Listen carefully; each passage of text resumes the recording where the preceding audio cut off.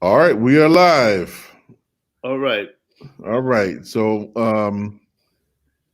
well, to all of you, whether this is evening, afternoon, or morning, want to thank you all for tuning into this.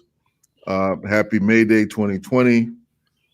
We know, Rick, your time is short, so why don't we just dive right on in? I'll ask the first question, and then Kate will ask the second. For those of you who are tuning in, we are running a special feature of Mayday broadcasts all throughout the day. Some will be pre recorded, many will be live, but you can definitely tune into People Strike on both Facebook and YouTube to check out these recordings throughout the day. And many of them will be also um, hosted on YouTube, so you can go back and check them out or put them to your own broadcast. But that said, just really want to jump into it. And the first thing I know many folks are asking Rick is, what is May Day? How did it come about? What's the history and the tradition to it before we jump into some of the other questions? Start there. Okay. Glad to do so, Kali, and very happy to see this kind of activity happening across the country. You've played a major role in getting that ball rolling. So my hat is off to you, to Kate, and everybody else working on this. This is the most important way to respond to this catastrophe that we're living through, which is mobilizing with other people to make the changes that are long overdue, but now literally urgent. So let me answer your question. May Day has been for over a century the regular annual day for working people, the working class around the world, to stand up, to march down the major streets of America's cities and of the cities of the world, saying, look, we live in a system that puts working class people second, third, fourth, or fifth in the line of priorities. It shouldn't be that way. We know it, we feel it, and we're going to be doing something about it. The irony is that while May Day is an international working person's holiday, day of action, it stopped being so quite some time ago in the United States, precisely because it was a workers' holiday. After World War II, particularly that when the reaction set in against the achievements of working people during the 1930s and early 40s, we changed it. Here in the United States, we stopped celebrating Workers' Day on May 1st, the way they do in every other country, and we changed it and we invented, quote unquote, Labor Day. Not in May, but in September, the first weekend in September. Many of you know about that. This was an attempt to break the United States from the working person's movements in the rest of the world. The irony of it all is that the holiday actually began here in the United States. It began in the year 1886, so 134 years ago, and it couldn't have been more relevant to today. Here was the issue, particularly in and around Chicago, which is where everything kind of focused. There was a mass movement of American working people who said that the conditions of work that were imposed on them by employers were intolerable. Notice how similar it is to today when the employers want us to go back to work in conditions that are intolerable in terms of literally our safety. Well, in those days, what was intolerable was the length of the working day. Most people's jobs required 10 to 12 hours a day. Let me repeat that. The normal working day was 10 to 12 hours, and many jobs required it 6 days a week, not just five. And workers said, we can't stand this. This is bad for our physical health. This is bad for our mental health. This makes it impossible to have decent relationships with our family, with our children, with our neighbors. What in Europe these days is called work-life balance was completely unbalanced back then. And the workers said, enough. We don't want it.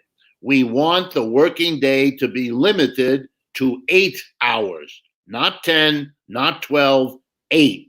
And it was called the struggle for the 8-hour day. And on that May 1st, 1886, hundreds of thousands, an amazing number for a country that was much smaller then than it is today, hundreds of thousands of people, especially in and around Chicago, but not only there, took to the streets for a May Day set of demonstrations demanding an 8-hour day. The employers were horrified. The employers kept saying the system will fall apart. Capitalism is under threat. We will all close our businesses if we have to limit it to 8-hour day. The same thing, by the way, that they were saying then as to why they needed to be free to employ 5-year-old children and up, because those were crucial. And who would want to take away the job of a 5-year-old who thereby contributed to the family's income and would make people even poorer if you didn't let the little kids work. And of course, the little kids were underpaid. They were exploited sexually and every other way. I mean, you can get the picture.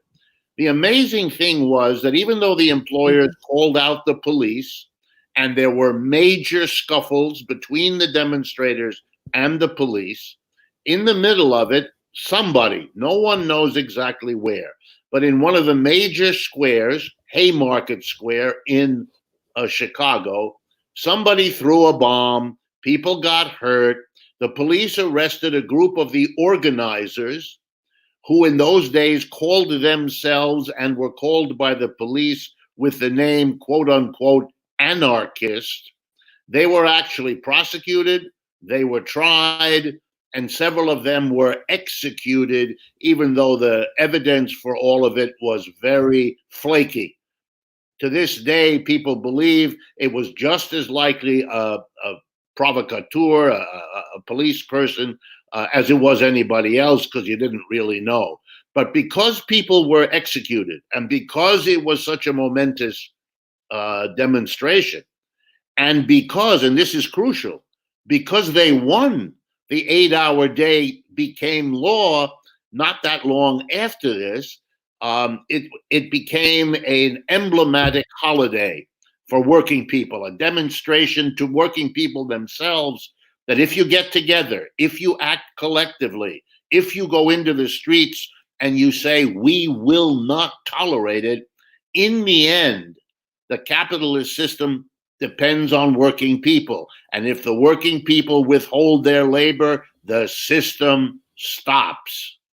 And this lesson became a kind of a slogan, if you like. It became the inspiration. And that's why around the world, people who don't know anything about the details of Chicago or 8-hour days picked up on the May Day. And so the irony is, in the country where the holiday started, it isn't celebrated. But in every other country where it didn't start, it is celebrated as a time for working people to stand up. And I think it is terribly appropriate because today, the mass of the American working class is once again being told that they must go to work in fundamentally intolerable conditions. This time, it isn't how long the working day lasts. This time, it is being told to you, either you go to work under conditions that are fundamentally dangerous to your health, to your very life, in which if you catch this disease, you will be taking it home to your family. You're being told that's your choice. You don't have to do it. But if you don't go back to work and we order you to, whether with the employer or the government, you risk losing your job and you risk losing your entitlement to unemployment, because if you get fired for not showing up, you don't qualify for unemployment the way you do if there's a general situation where people are pushed out of their jobs. So you have, once again, the capitalist system setting it up that employers give you an unspeakable choice: either work and be poor or lose your job and be poorer. It is extraordinary what is going on. And let me drive it home if I can. I don't want to jump ahead of myself, but let me dramatize the same. Let's take, for example, 3 days ago when the president ordered the meatpacking workers, the slaughterhouse workers, to go back to work. If you've ever seen how a slaughterhouse works, whether it's for chickens or beef or lamb or pork, people work under very difficult conditions. The air is bad. The moisture is bad. There's blood everywhere. It's overheated for all kinds of reasons, or it's freezing for all kinds of reasons. And you stand very close and have to work closely with other people, and you're crowded into the little bathrooms and the little rooms where you go to take a short rest. It is a breeding ground for disease, and it always has been. 100 years ago, a famous American novelist named Upton Sinclair wrote a bestseller called The Jungle. And the book was a bestseller because it described the horrors and the disease of the meatpacking industry. So here we are again, a century later, in essentially the same place. And notice that the president ordered the workers back. He did not order the employers to provide an adequate, safe place to work. What an extraordinary exposure of who this government serves and who this government does not serve.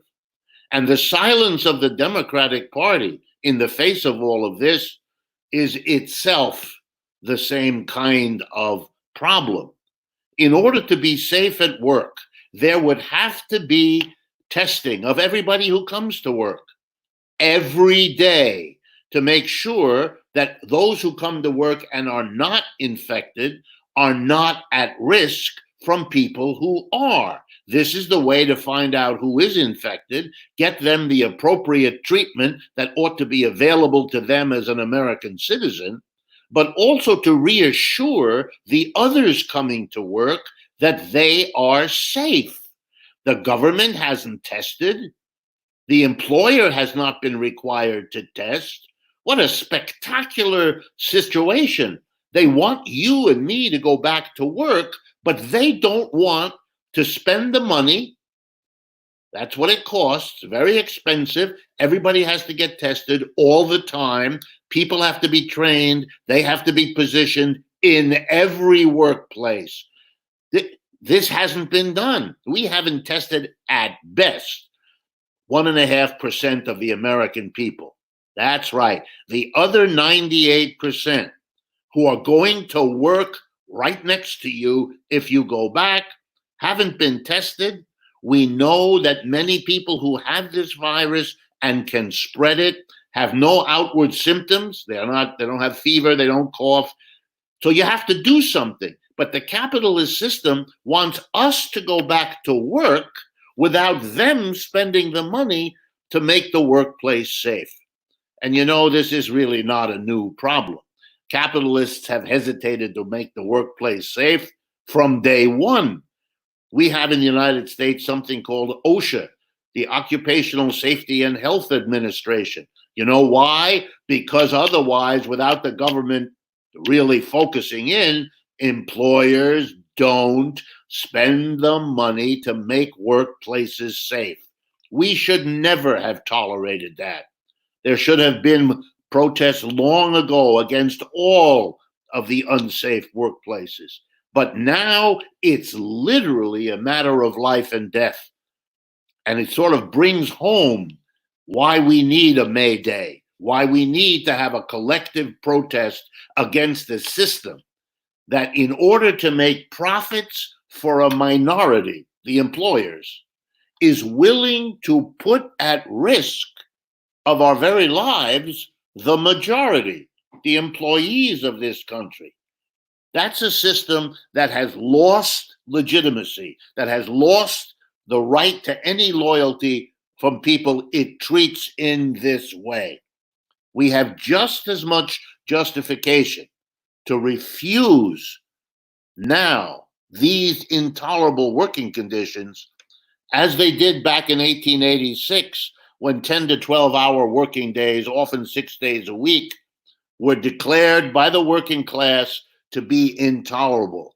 And if you've ever wondered, any of you watching or listening, why the length of the working day in this country is 8 hours, it's because people took collective action back on May 1 of 1886 and said, we won't tolerate it. And in the end, after delay after delay and ploy after ploy, the system had to accommodate people's demands, just like the working class demanded the end of child labor. No more hiring 5, 6, 7, 8-year-old children, cramming them into poorly lit, poorly ventilated workhouses, etc. That was also claimed by the employer class. We must have it. Just like the employers are claiming now, we must reopen the economy. It's always the same. They don't want to spend the money to make the workplace human, but they want us to work anyway. And let me drive home. I know this, what I'm about to say, is scary and ugly. And I wish I didn't have to say it, but I will. The employers know, they know, because they're talking about it, that if they force people back the way they're doing, and a good number of them get sick, which all the health experts tell us they will, they don't care, because those that are sick will go home and those that die will be gone. But we have 30 million unemployed people in the United States today, so replacing the workers who get sick and die will be easy to do. Does that say that these people are, in effect, unconcerned with human life? Yeah, that's what it tells you. And that's where we are. A capitalist system that is basically saying to its working class, we're making a trade-off. They love that word. We're trading off the economic opening of our society against the cost of a few of you getting sick and dead. I used to imagine that certain moral or ethical commitments human beings kind of had, and that almost every religion advocated. But we're seeing behavior that is blind to moral or ethical or religious constraints. They want their profits, and they know they can't have them unless the working people work. So they're going to bring them back, and they don't want to spend the money, neither the private employer nor the government, to make the workplace safe. And the working class has every right to say, if you don't make it safe, I'm not coming. Just like in May 1st, 1886, if you don't make the working day limited to 8 hours, I'm not coming at all. And then let's see where things go. Right, right. Kate, did you want to get in here? Yeah, I just had a question about May Day and about thinking about what kind of world are we thinking about coming out of this whole crisis with? What are your thoughts about that, and how does that fit in with the sort of situation you're describing? Good. Thanks for your question. Here's how I would answer. You know, in a way, horrible as it is, this coronavirus could be a moment when people understand something that maybe wasn't as dark or as clear in the past. You know, it's like one of those moments in life where things are so difficult, you suddenly see things with a clarity that you couldn't get before. And I think it's time for people to understand that this isn't a problem about a virus, and it really isn't a problem about jobs. It's a problem about a system that works in a certain way. Look, the United States is one of the most developed economies in the world. Of course, we could have produced the test kits, the gloves, the masks, the ventilators, the hospital beds, the ICUs, all of it. So the real question is, we knew about viruses. Are you kidding? Back in 1918, a century ago, we had one of the worst viruses that ever hit the United States. It killed 700,000 Americans. It was called the Spanish flu, a funny name, because it actually began on an army base in Kansas. That's where the Spanish flu began in 1918. We've had, in more recent years, we've had SARS, we've had MERS, we've had the Ebola virus. We know that viruses are part of nature, and they're periodically very dangerous, and they spread around the world, and we know all that. We've been through that. We know what you have to do. The first thing you have to do is identify who's got the virus. Then you have to sequester them. You have to put them in a special place, give them the treatment that works, but separate them from the people not yet infected to limit the spread. Everybody knows that. We've been doing that for a century. So there is no excuse. Why did we not have, or let me put it differently, why do we still not have the tests, the gloves, the masks, the ventilators, and all the rest of it that we need? Why have we tested less than 2% of the population of our country? The answer is, and there's no other way out of this, capitalism. It wasn't profitable, which I understand. It is not profitable for a company that's, let's pick something, masks. It's not profitable for a company to make masks, millions of them, because that's what we need, and store them in warehouses, because that's what we need, scattered around the country where people are concentrated in populations, because that's what we need. That's not profitable, waiting then for several years before the next bad virus comes down the road. And so corporations don't do it because it isn't profitable. The same thing with the ventilators, the same thing with the gloves, the same thing with the test kits, and on and on and on. We've recently closed hospitals, particularly in rural areas across America in the last 10 years, because they weren't profitable. They weren't having revenue greater than costs. That kind of thinking, which is the basis of capitalism, is what made us unprepared for this virus. Look, the government could have come in. The government could have said, look, private enterprises do what's profitable. That's what they learn in business school, is the way you run a business. That's what an MBA teaches you if you go to business school. Make a profit. You get rewarded if your profit is big. You get punished if your profit is little. So we're not making masks. The government could have come in and said, okay, private capitalism doesn't make the masks we need. It doesn't make the gloves we need, the ventilators and the hospital beds, and you name it, all of it. So we, the government, are going to come in to compensate for the failure of capitalism to do what's necessary for public health. But we live in a society where the government has long ago been captured by the very same private capitalist enterprises. They don't want the government to come in and show them up. They don't want the government to come in and say, we're going to compensate for the failures of private capitalism. That's an embarrassment. That's a lesson that's being taught to people. Don't rely on private capitalism, rely on the government instead, and they won't have it. So the government didn't come in and compensate for private capitalism. The government didn't buy masks, didn't stockpile them where they ought to be, none of it. And that's why we're suffering. That's why we have the highest death rate of any country on earth. That's why the city if you count per 1,000 people. The worst city for the crisis in the world is New York City. I mean, my God, the richest country in the world, utterly unprepared. And why? Because that's how capitalism works. It's a system focused on profit, not on what people need. And never has it been clearer than right now.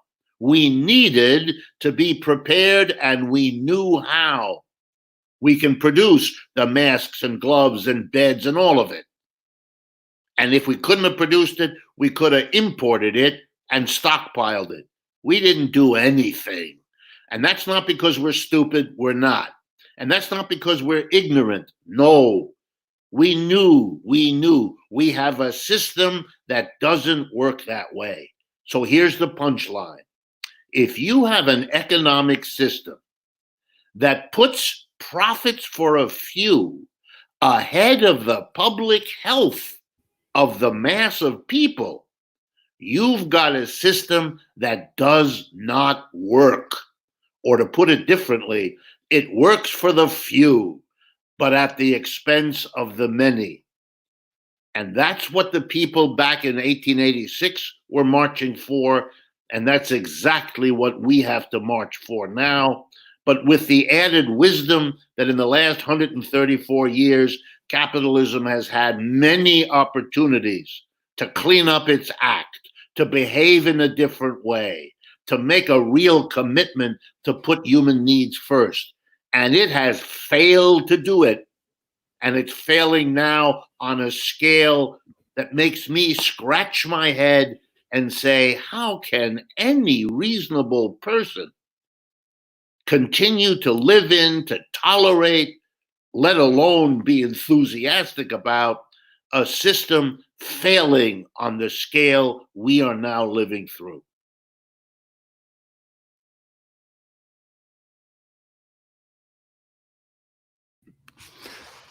Thank you for that, Rick. I know you got to go in about 5 minutes. Just want to see if there's some additional analysis you could provide about the discrepancy between what's happening on Wall Street and what's happening in the real economy. Because one of the really warped and distorted things is the stock market has been rebounding in the midst of this crisis. And that, I would argue, tells us a great deal about the immorality of this society and how it's organized. And I just want you to point that out in simple and plain terms so folks have a clear understanding. Okay. The way to get at this is I think, through a little bit of economics, and I'll make it very simple because it's basically a simple story. We've never quite seen a collapse of capitalism happening this fast. It's not so much that we haven't seen massive unemployment before, we have. It's not that we haven't seen an economy basically frozen and locked down, we kind of have. The depths of the Depression in the 1930s was like this in many ways. But what is different is that it's a disease rather than the system itself immediately falling in on itself. And the other thing is that it's happening so fast. And because we've not seen that before, the people who run this system, those who sit in Wall Street and Washington and New York, they don't know what to do. I can assure you, I went to all the elite schools. You know, I'm a graduate of Harvard and Yale and all of that stuff. I know these people. Some of them are my personal friends. It's very important that people understand nobody knows how to manage this out of control economic system. When you see either President Trump or Treasury Secretary Mnuchin or anybody else in their nice suits with their nice crisp white shirt and tie, talking like everything's under control, don't believe it for a minute. They are all panicking. I meet with them occasionally for lunch, the old days, or now electronically, and they all tell me they're panicking. In their panic, what they have decided to do, the only thing they can think of, which in their private moments they admit is a very dangerous way to proceed, simply doing what you did before. Basically, it amounts to creating vast amounts of money, which you can now do with just tapping a key on your computer, which is how it's done, creating a vast amount of money and then throwing it, and I mean it, throwing it at the economy, creating grants that you give to businesses, loans that you give to businesses, and that little pathetic $1,200 check that's supposed to come to people who filed income tax last year. Disgusting again in the balance, the difference between trillions for business and $1,200 for people who barely pay a month's rent, depending on where you live, et cetera, et cetera. But they're throwing huge amounts of money. Now, the idea is if you flood the economy with money, they hope it'll keep the economy going. People will have more money in their pocket.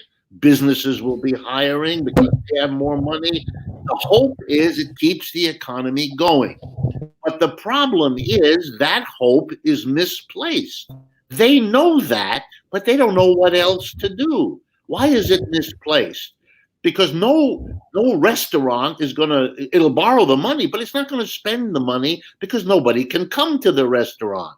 Nobody can come to the store. Even if they open the store, only people who haven't been paying attention are going to walk into that store breathing and touching everything that remains unsafe to breathe or to touch.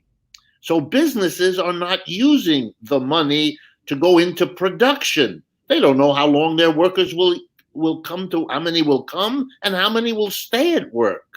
They have no idea who will buy whatever it is they're producing when 30 million people have no jobs, no income except a little bit they may get from unemployment. And I just read this morning that the state of Florida still hasn't been able to process the unemployment applications weeks and weeks after people lost their jobs. So where is the money going to go? Now, here comes the answer to Kali's question. What are the big corporations, the rich people, the executives who sit at the top of our economy, and the ones who get the bulk of this fresh new money, what are they going to do with it? They're not going to go into the economy and hire people and produce things because that makes no sense in a shutdown economy and looks like it won't make sense for a long time.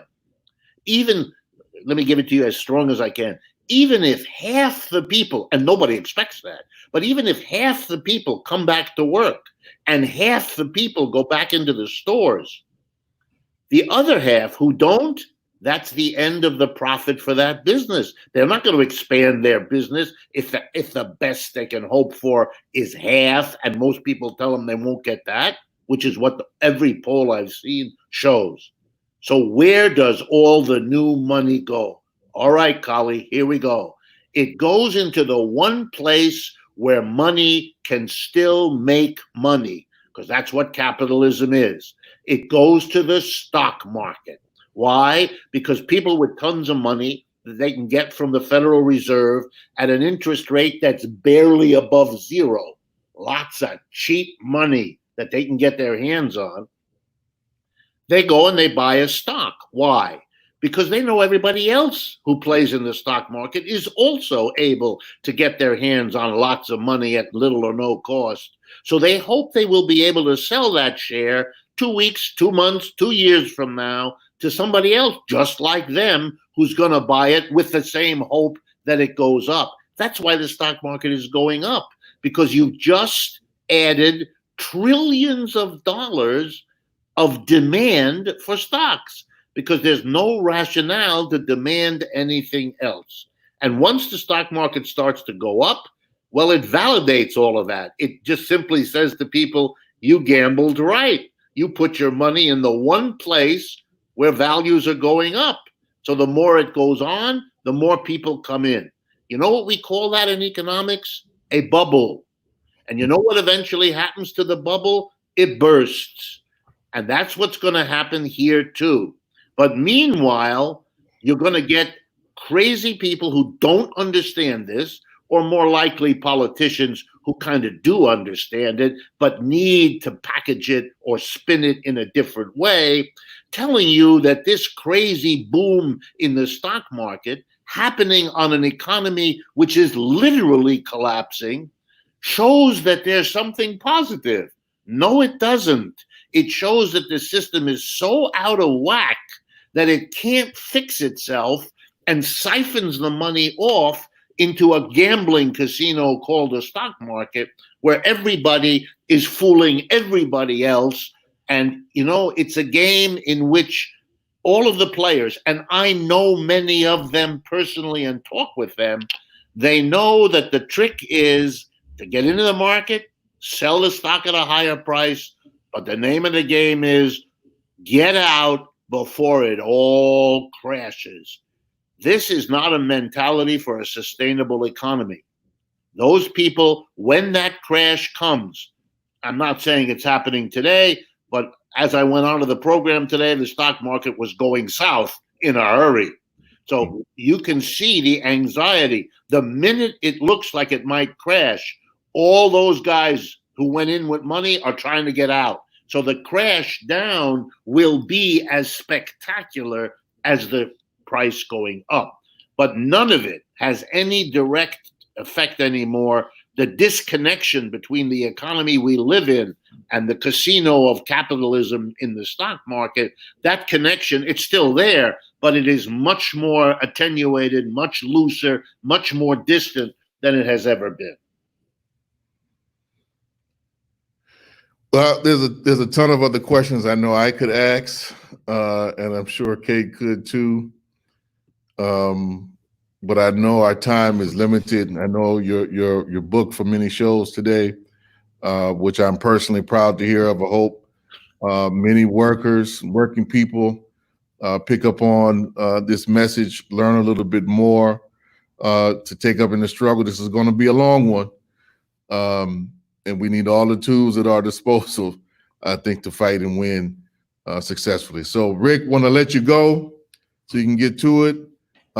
Thank you, and want to thank everybody who tuned in, and let folks know we're going to be keeping this broadcast up all day. You can follow it on the People Strike YouTube and Facebook, and we'll be posting that to Twitter and to Instagram, so you can follow us there. There'll be many actions, many speakers going on. The next one is actually going to be from Lebanon, talking about what the conditions are there and what people's responses are this May Day and beyond. So thank you.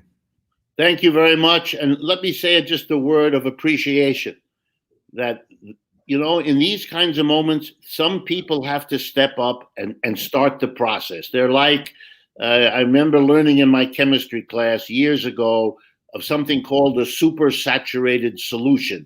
That's when you got, everything is in the water except that last little bit. And when you drop that last little bit, suddenly the liquid water turns into a solid.